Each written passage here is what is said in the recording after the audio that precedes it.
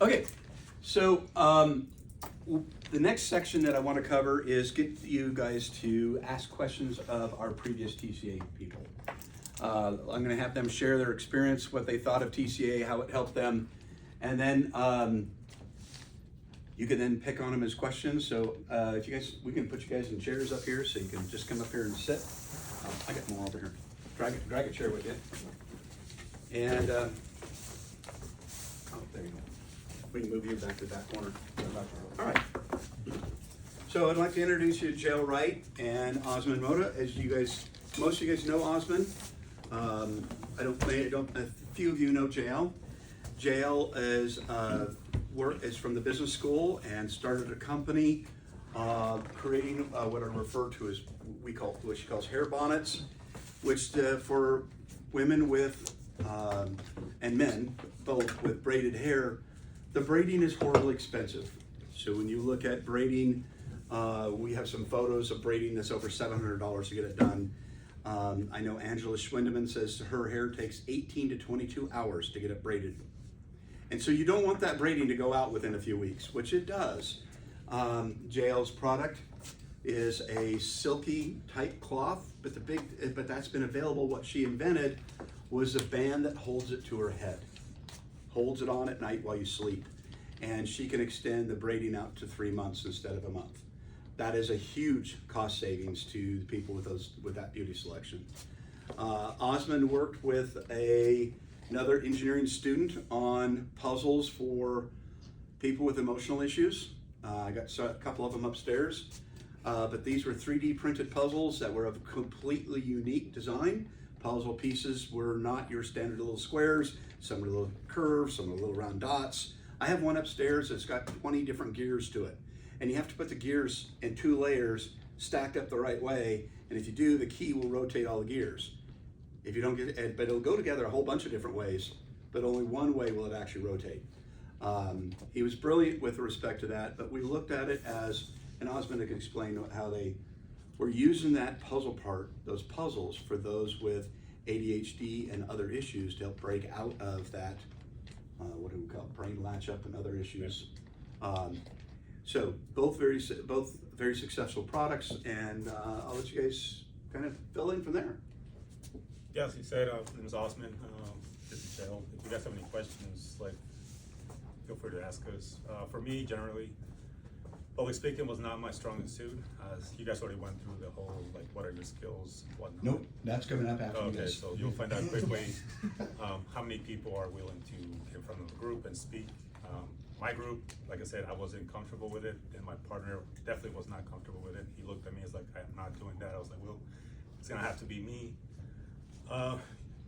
Elevator pitches, you'll get into that later. Any product, whether you work for yourselves or for a company, you'll have to be able to elaborate your message, your product, especially if you want to become self-employed. But it gets you comfortable talking, and it shows you your weaknesses, especially when you want to describe a product or describe a function or something that you're working on.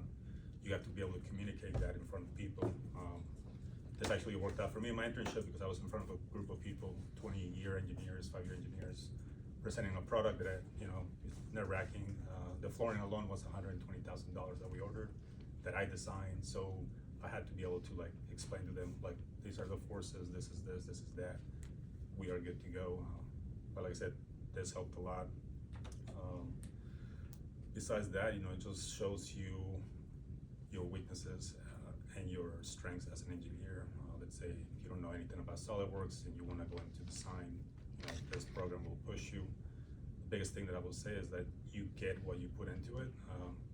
When I was in this program, I was working 40 hours, full-time student plus TCA. So you learn to manage your time. I think a few of you guys are in the Rocket Club, so I'm pretty sure that you guys are aware of time management. So that's going to be the biggest thing about this. And later on, I have other things, but when I give Jael a chance to speak as well. Another thing is, don't think of it as a hobby. This is a business. You need to run it like you actually have the job. You're the CEO. You need to be putting the hours into it. If you put, say, 2 hours a week into the business, it's not going to grow. Another thing is, on social media, do not look at other businesses and their progress. You are just starting out. you will not have their success immediately. Your product is different from theirs. Even though you're looking at them and saying, I wish I could be there right now, you will get to that point eventually. Do not start looking at them and being discouraged about it. So. I got a question for the both of you. What are your guys' processes looking up from all the way from startup, from the idea, all the way up to where you guys are now? Let you go. My process was sewing. I learned to sew from a young age, so when I learned about bonnets and everything that I needed to make them, it took me about 3 months to make the first product, and after that first time, I put it into a store and got successful right away. I couldn't keep up with the demand, so I had to go back from the start, stop for a year, and then redesign how I was making them, have a couple of them manufactured as well, and then start again. But what I will say is look into all the options before you decide to hire employees, and make sure that the employees are doing the quality of work that you want. Because if not, then you end up with a product that you don't like, that you don't want your customers to have, and now you've spent money and hired someone who is not up to your standard. For me, it was different. My partner's name was Seth. Seth just was out there when it came to like designing this type of puzzles. He'll come back the next day. He's like, I made a new one. I was like, man, I'm still trying to wrap my head around what you're trying to do. Like, I knew puzzles, but I didn't understand what he was trying to do. So for me, it was more of a, how do I get in his mindset? Because you gotta understand this. Not only do you, for me, it was like I have to understand what the product means to him, but I also need to understand what the product means to, like, let's say you, like, why do you gravitate towards puzzles? The way I approached it was I like running a lot, so I knew what running meant for me. So I spent like about 3 weeks just talking to him. He's like, what are puzzles to you? What is this? I watched YouTube videos. I read a couple articles, what does a puzzle generate in a person? Why like some people like collecting cards, some people like collecting cars. You have to understand your product, but you also have to understand the product, what it means to the customer, and how to elaborate that. Keywords, research. So for me, it was more of a, just research. I had nothing to do with design. He knew all about that. He had ideas. I think for me, it was just like trying to guide him, be like, okay, I don't need you to make 100 puzzles, which he probably could have done, but I was like, we need to focus on 3, nothing outside of that. And that's something that, it will help you guys when you go to the competitions. I know that this year there's only 1, but for us there was 3. Luckily for us, every time we went to the next 2. They get 2 this year. Oh, they get 2? Okay, cool. That's actually good. One thing that we did is every competition, our presentation changed because we ran into the same judges multiple times. So our product changed too. So we were able to bring, look, we have 2 variations, 4, 6 variations. So that's something that impressed the judges. When you talk to those judges or when you talk to peers, I will say modify and call out those changes. Be like, last time we ran into this roadblock, we addressed it this way. It shows the judge that, okay, they are growing, they are developing. Because if you keep it the same, I heard a couple of times, like, well, I already heard this. What's new? They're like, oh, nothing. I was like, so for me, that's how I approach it. I had to like be on the outside end, work my way in to try to match this level. Basically, So Seth had belonged to puzzle groups around the United States, online puzzle groups for years. He was very into, and these groups create custom puzzles for each other, but don't put them on the market. And I encouraged him to put them on the market because his puzzles were that unique, and everybody was recognizing his skill set. His brain was wired different than everybody else's. He could see, I asked a question of Seth and other people. How many have ever tore apart an automatic transmission and knows how an automatic transmission works? Right, nobody knows how an automatic transmission works. Seth worked in an automatic transmission shop because he understood how they work, and his boss said, you're gonna fix them all. They're a very, very complicated machine, and very few engineers can get into understanding all the puzzle pieces of that transmission. He started building transmission boxes where you have all these rods sticking out, you turn one rod, and all of them would turn a different direction. But he had basically created a planetary within a planetary. Okay, that is a very, very difficult thing to do. But where he and Osmond had to understand these products and understand his partner and his partner's industry of puzzle makers in order for him to go out and present and talk about this. Seth, I don't know if we ever got Seth on a stage. I forced him. You forced him. I think oh, that's right. He did go up there once. The last, yeah. But it was very, so this is part of what I teach. Part of what, I'm trying to remember that young lady that was with you guys, the one that got up in front of the room and cried the first time she got up. That was the year before. That was year before. She cried rather than get up and introduce herself to the group. All she had to do was walk up and shake my hand, and she sat in her chair and sobbed because she couldn't get up in front of her room and shake my hand. By the end, she went up and pitched Jerry Krause's basketball program. She went up and pitched in front of 300 people and knocked it out of the park and pulled in $8,000. Okay? So when we look at that, part of this program is about teaching you, and as we had to teach Osmond, whose English is a second language, how to get up there and not switch back to Spanish. I'm picking on you, Osmond. You did really well towards the end. And then right even today, I mean, when you first got here, you wouldn't even be comfortable sitting up here in this chair. That's what I'm going to be working with each and every one of you on a weekly basis, is being able to sit up there, and Osmond's right. It's probably one of the best things he got out of the program and benefited him in his first job. Jail? The feeling of nervousness when you go up to talk, no matter how many times you do it, will never go away. It'll get lower, but it will never fully go away. You will always be nervous. You will always, at one point during an important presentation, you might even stutter. Keep going, act like nothing happened. You have to act confident. Yes, I was nervous this morning getting in front of you guys. And I've been doing this for 40 years. It does not go away. You just learn how to swat the damn butterflies and move on. Any other questions? So, Jael, what was your best experience coming out of here? Learning how to socialize with other people who I needed their opinion on. You didn't call them humans this time. You're doing better. Yes. So how many of you guys feel like getting to talk to other people you don't know in a random crowd, how many of you guys feel comfortable doing that? Yeah, about half of you guys. Okay. And How many feel like you could go to a social event and, like we had Wednesday, a mixer to meet with all the potential investors? How many felt comfortable going and doing that? Again, only part of you. The rest of you guys panicked and didn't show up, okay? That's what I'm trying to address here, is that we can't panic. We have to go in and socialize with the investors and with the customers. And so that's one of the things Jael was not very good with at first. No. Mm-hmm. She goes, I don't want to work with people. I said, well, you kind of have to, all right? You don't get that choice. Another thing that I saw is like you are able to develop a process, you know, you're able to organize your thoughts, you know, how do I present this product? What's the order? You learn really quickly that people don't like a message that's overcomplicated. Simplicity is best, you know, introduction, problem, solution, conclusion. That's basically what I follow for every competition. And as you move on, you'll see it's like a 5-minute speech, a 7-minute speech.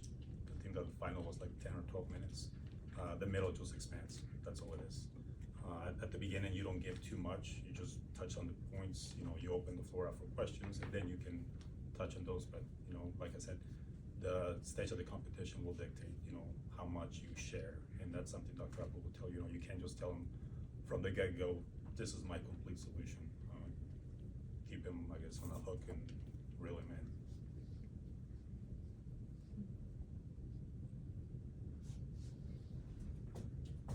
Any other questions? Okay. Other questions? We have them on schedule for another 5 minutes. Yep. But you can keep them as long as you need. Go ahead. What unexpected, or what parts of the process through the Commercialization Academy did you guys find that you guys didn't expect to come into? Either like good or just like interesting, or even like curveballs that set you guys back? Honestly, the time that it requires, I did not expect to. Like I said, I had a full-time job, full-time school, and I would tell setters like, look, we were gonna meet. We actually met once a week, but we met for like 5-6 hours, and then I'll be like, okay, then I'll have to give him homework. I need 2 hours of you doing this, this, and this. 2 hours, you know, I'll do the same on my end. And for me, I was like trying to get him out of his shell, you know. So it, like, you don't know. Eventually, like I said, you guys are gonna split into groups. Some of you guys may have already have a group selected, but for the ones that don't, you'll understand. You're like, okay, like my skill level has me here, but my partners is here. You have to be able to, you know, work as a team. It's not necessarily saying I'm pulling him, because then you create animosity among the group. But it's just the amount of time that you're gonna have to put into this. Like I said, you know, like you basically get what you put in. At the end of the day, it's a competition too. You know, there's money involved. There's a business. There's money for investors and all that. So, as Jill said, you know, this is a business. Treat it as one, and you'll be successful. That's what I got. What Well, was the she- question? Just things that you didn't really expect going into the Commercialization Academy that you interacted with. Having to work with other people and making sure that you get along with them. You need a business partner who you can get along with and who you both respect each other's opinions, but when it comes to like reality of what you need to do next in the business, one of you knows, okay, we can't go that far yet, but the other one's like, but we could go that far. So you need someone who balances you out, otherwise you're gonna end up in a ton of arguments and it's not going to work. Like, not everybody can lead, you know what I'm saying? You guys have to be like, okay, you're leading, I'm designing, but at the same time, we're working together. That's something. Yeah, I'm a man of routine, so I wanna ask if there's any habits you guys adopted when you're taking TCA that we should be aware of? I think after your first few meetings, you'll figure out what you need to address. Like I said, for me, it was like a lot of research. I felt like I was writing a PhD in puzzles, you know, just the amount of videos and time that I put into this. But yeah, I would say time management, I mentioned that before. You'll have to organize yourselves. I think we met in the afternoons because of school schedule. It's kind of like, it's just like a job, basically. If you address it like that, it's a job. What do I need to know first? And then Dr. Appel, you know, he'll give you guys an outline. And honestly, just follow that outline and actually try to work ahead of it. That would probably be the best that I can suggest for you guys. Yeah, it is also slightly unpredictable because you will run into problems that you didn't know were there before. So you will have a set schedule, but you will run into problems as you're going through the schedule.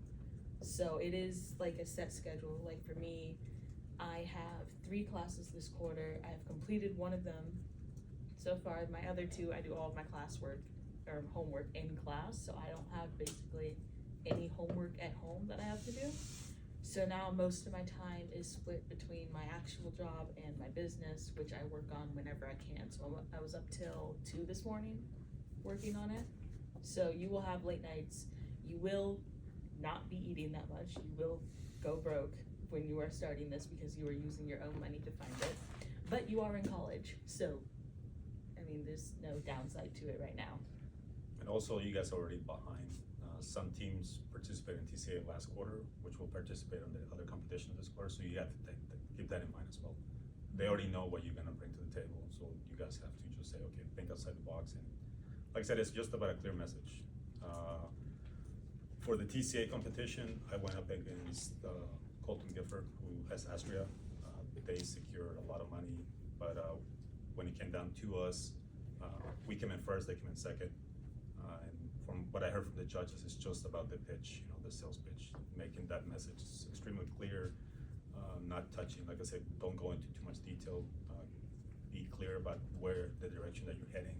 And then when you open up the floor for questions, they'll answer that, and then you can just close all those holes at the end. Another thing to add to that is, for me, it was a little bit harder with the judges because I had to explain my business in detail. Not all of them knew what I was presenting.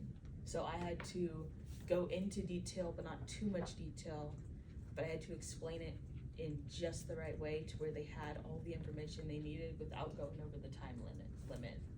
So if your business is something like that, you need to figure out the best way to present it so they do not mark you lower because they did not fully understand. It's, in her case, it's audience specific. So when I walked into, I was able to explain her business in 3 slides in Birmingham, Alabama at the Black Chamber of Commerce. Because I didn't have to explain to them what the problem was. They immediately knew. And then I said, okay, here's the solution and here's what she's selling. And then within 3 slides, they wanted to buy a franchise. Okay? Because they are experiencing that problem that she's got a solution for. When I went into the U District board meeting a year ago and presented again a couple of different companies, I presented Astria in there, and there was about 50 people at them, about 35 of them were women, and every woman went like this and sat on their fingernails when I put the slide up of the melanoma that is caused by UV gel, what are called gel coats. Half the women in there used gel coats, and they all sat on their fingers so I wouldn't pick on them. It was funny. I just about died laughing. I didn't have to, that was slide 2. Slide 3, I showed the solution, and it had their web page, and they're all their phones up taking pictures of the web page. So when you're in front of the right audience, you have to be prepared. Skip a bunch of slides and go more into detail. When you're in front of the wrong audience, have backup slides that you use to explain your product, but you're not going to get as far along. And that's one of the things that we spend time here is identifying who's your audience, who are you pitching to, what do they know and what do they not know. That is an absolute critical thing, and that's one of the things I do spend quite a bit of time on. I think that helped you a lot.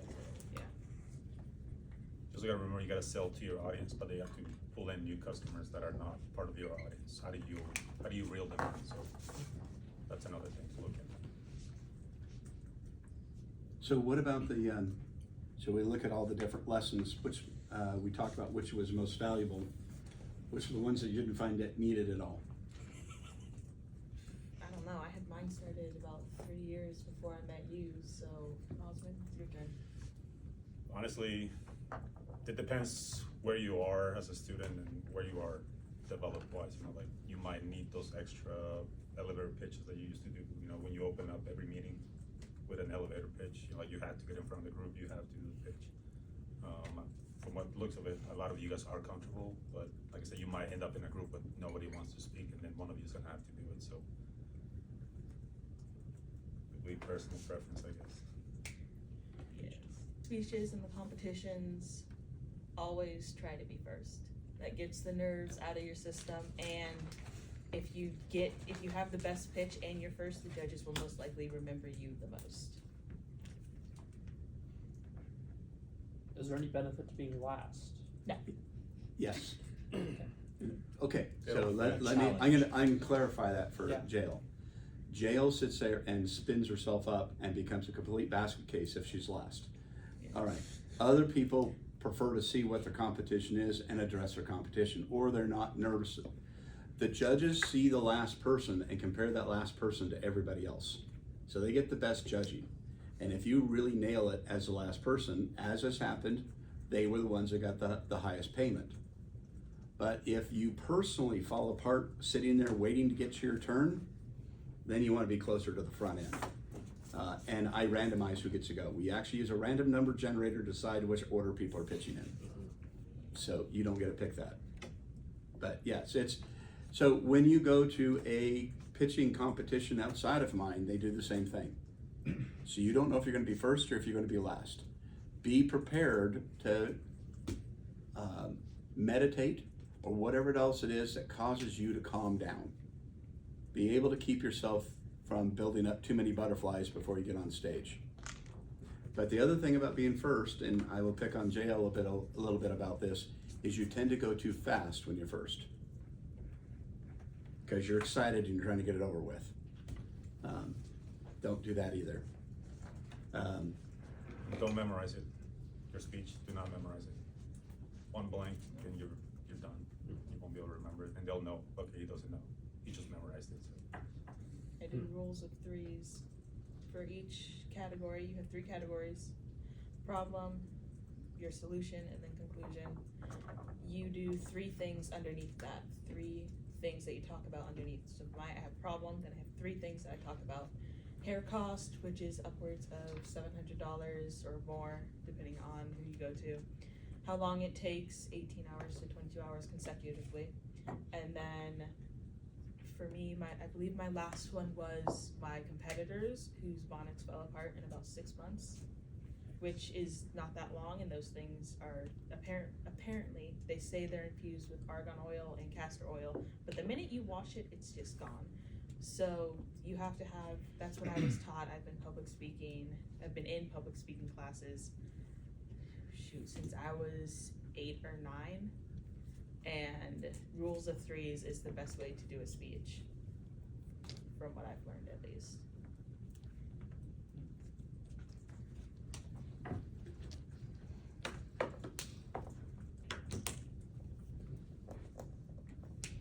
Other questions? Oh, there we go. Were there any specific challenges with your product development and testing process that came from the notion? Were there any problems with developing your product that came specifically from the idea that you will have to eventually market it later? Once we figure out our scale, I think we were gonna reach out to Keytronic and just have a lot of our stuff injection molded. Not everything would have been injection molded. Other stuff we could have 3D printed ourselves, but it's as you expand your scope, I guess, or your how much you want to invest into the project, or how many products you want to release at once. You'll try to figure that out. So I couldn't give you an answer right away. For us, it was like just we had like 5 different puzzles that we were gonna use, and we kind of knew, okay, this is the solution. We already had that figured out.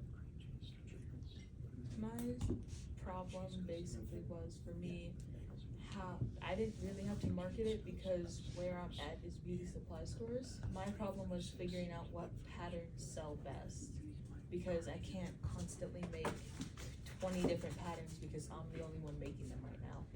So for me, I had to learn, okay, this pattern sells best, this one does not. So get rid of the ones that don't sell, push to the ones that do sell. And then also, depending on what your product is, some of you might be able to do like holiday launches. And those ones will sell out quicker because people in their mindset think, oh, this isn't gonna be here long, I need to get it now. That's how most sales work, especially with like Christmas and Black Friday. A lot of people think, oh, this is a sale, I need to get it now, I'm saving money. When in reality, the company has upped the price a couple months before, about usually around November 1st. They'll up the prices and then lower it to like just below the original price that it was beforehand. And people think, oh, I'm saving a ton of money because it's Black Friday. Companies have learned. So you need to evolve your business to fit what your customers need, and your product needs to like show the results of that as well. Gotcha.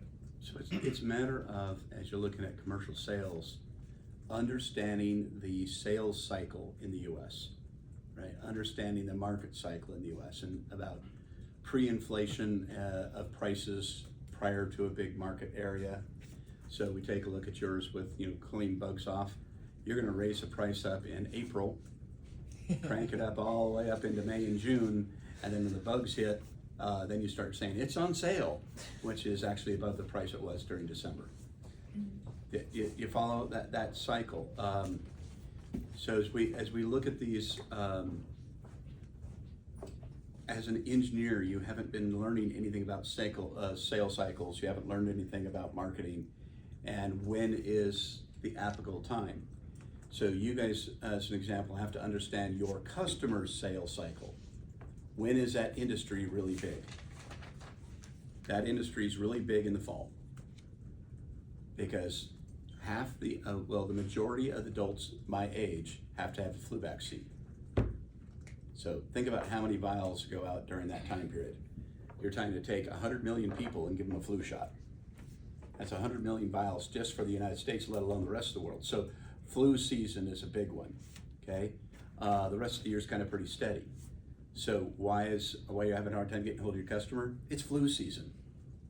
They're overwhelmed. What's that? Back to school in December.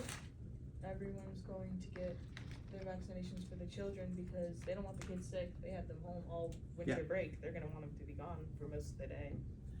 Yes. But how much harder would it be, let's say, if you figure out one to add other similar products and market it in like the similar way, so you're still like, So you're go ahead. Can I answer this? Yeah.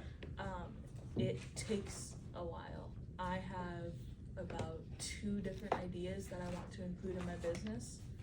But 1, you need the money. 2, if it's a unique idea and you can patent it, you need to patent it before someone else comes up with it. Second, you need to be able to maintain that holiday schedule. You can't do, say, like Halloween and then skip Christmas. They're gonna want Halloween and Christmas. You need to be able to be sure that you can maintain creating a new product that you might bring back, or you might not. But also, if you don't bring it back, you need to create new ones for the next year. So you need to be able to come up with these new products, get them out, and then sell them. So most people start their holiday planning for Christmas and like Halloween products at the beginning of the year. You need the entire year to prepare that and get it ready. So when it does go out, you know it's perfect, you know you don't have to make any changes, and it's only gonna go out that one day. So if we look at the toy market, all the toys are designed in the first quarter of the year. The toy trade shows are held at the end of the first quarter, so in the March timeframe, and orders are placed then for all the toys, and the toys are delivered to all the distributors by the 1st of September. They're not producing toys during the fall. They're designing the next year's toys. So the toys will be available for Christmas sale are being designed right now. They will go and they will build their prototypes, and they'll take the prototypes to trade shows during the first quarter. And then they'll start production. They'll do production for 6 months, and then they're done with production. So when we look at that entire industry, that is true with many consumer products. There's only a short period of time. So when we look at consumer products, not all of you are in the consumer product industry. These 2 guys were working consumer products, and they were in that same time frame. But kind of on the topic of like targeting seasonal sales and adding on additional products, is it advantageous at all as a small business owner and entrepreneur to try and like develop like a winter add-on, a summer add-on for a product, and then target the market right before the seasonal change to drive up profits? Is that in her case, she's had the ability to produce a certain number at home, but then she had to contract them out. But the people you go out to contract, they have to have an opening or a window in order to take that product on. And so then you're saying, okay, I want these produced during this time frame for a winter sale. You might be producing in the spring for a winter sale, the prior spring, because of window availability at the manufacturing facility. And every industry is different. Yeah. But this is, like Osmond said, you got to dive into that industry and truly know what the industry does and where they're going. Make sense? Yeah, Good. one last thing for me was, as you move on, your investors or the presentation, think about numbers like ROI charts. You got to be able to provide that from the get-go. I think we had a presentation and 2 groups didn't have it, and that was like, they need to see it right away. Like, have you looked into this? Some of you guys have not developed or sold anything, which is still fine, which is where we were, but you need to project some of those sales, and then you find something similar that's already in the market. You're like, okay, we want to come at the same price, a little bit over the top or under. It's just put those charts together, have them ready to go, because that's one of the main things that this judges, because some of them will be investors, will judge you. Yep. They want to see projections. What is the potential for your business? And they want to see I'd like you both to talk to the group here about customer outreach. How did you find your customers? I went directly to a beauty supply store and put my product in there. That was the best way to reach them. Not like doing surveys or stuff like that. For me, it was putting it directly in a store that sold like black hair care or hair care for like people with curlier hair, and it started selling. That was the best way for me, and you need them to either display it or talk about it in order for it to sell, because if it's sitting on the shelf, everyone's just gonna think, oh, it's another product, and they're gonna go with what they know or want. So, For me, I just sat across from Thomas Hammer, put the poster on the table, pretended I couldn't do it, and people just flocked over. That's how I did it. I was like, okay, you gotta be smart about this. Like, most of the people that are in there, you know, they're gonna be either chemistry, biology, engineering, mathematics, and you see a puzzle, you see something, you're like, oh, I wonder what that is, and then next thing you know, I had like 20 people, and then I lost the puzzle for like 2 hours, then it made its way back. Yeah.